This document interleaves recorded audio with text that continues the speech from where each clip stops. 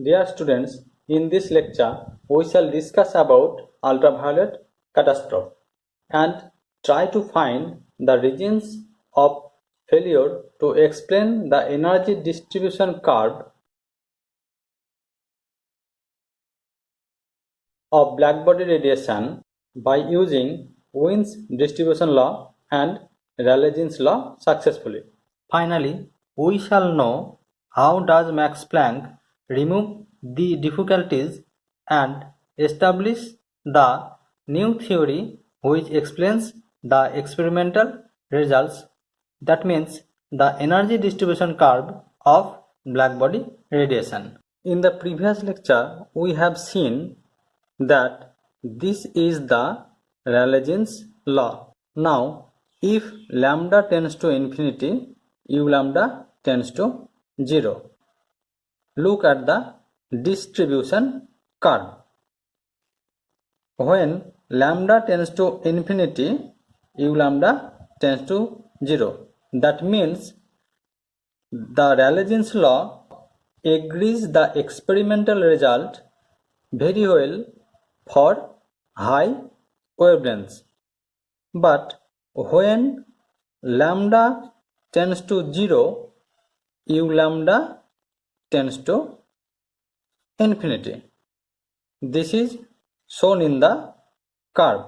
But experimentally we find that when lambda tends to 0, u lambda also tends to 0. This is the region. Thus, we find that the Rayleigh's law cannot explain the experimental result successfully.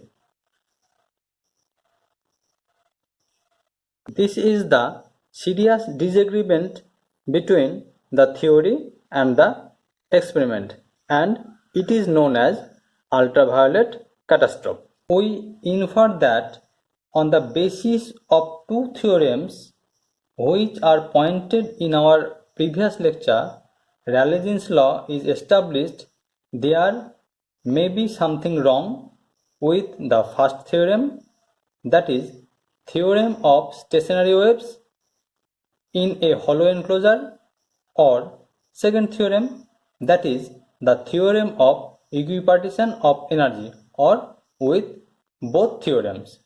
In classical point of view, the radiation from a blackbody is a continuous process. This is a basic assumption to develop the Wien's distribution law as well as Rayleigh's law. So, the assumption that the blackbody radiation is a continuous process may be wrong. That means the classical electromagnetic theory may be wrong. Max Planck develops a new theory which explains successfully the experimental results of blackbody radiation. At first, he imagines that the enclosure is filled not only with electromagnetic radiation but also with linear harmonic oscillator, and they attain in thermal equilibrium with the enclosure.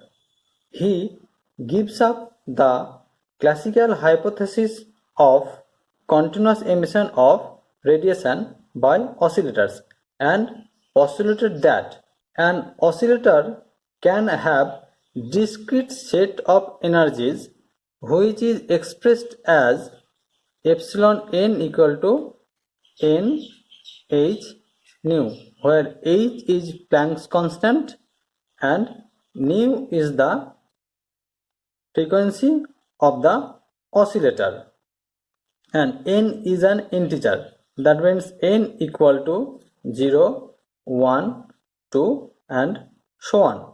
Thus, the minimum value of the energy is 0, and the state which occupies this energy is called ground state of oscillator, and the further energies will be h nu, 2h nu and so on.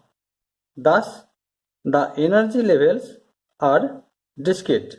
If we draw this energy level schematically, we look, these are the energy levels n 0, 1, 2, 3 and energy 0 h nu, 2 h nu, 3 h nu and so on. Secondly, the change in energy of the oscillator due to emission or absorption of radiation can also take place by discrete amount h nu or some integral multiple of h nu. Now we shall derive the Max Planck's law of blackbody radiation. Look, the energy density of radiation between the wavelengths lambda and lambda plus d lambda is u lambda d lambda equal to n lambda d lambda, where this is the expectation or average value of energy and this term represents the number of modes of vibration per unit volume of the enclosure between the wavelengths lambda and lambda plus d lambda. N lambda d lambda equal to 8 pi by lambda to the power 4 d lambda. The expectation value of energy equal to kT. This is derived from the equipartition of energy applying the classical electromagnetic theory. Thus, we get u lambda d lambda equal to 8 pi by lambda to the power 4 kT into d lambda. Look, this is the Rayleigh's law. Max Planck first derived this expectation value according his postulates. Max Planck predicts the energy of the oscillator in the nth energy state is epsilon n equal to nh nu, and that is equal to nh c by lambda because c equal to nu lambda. Again, the number of oscillators in this state is determined by the Maxwell-Boltzmann function and is expressed as nn equal to n0 e to the power minus epsilon n by kt.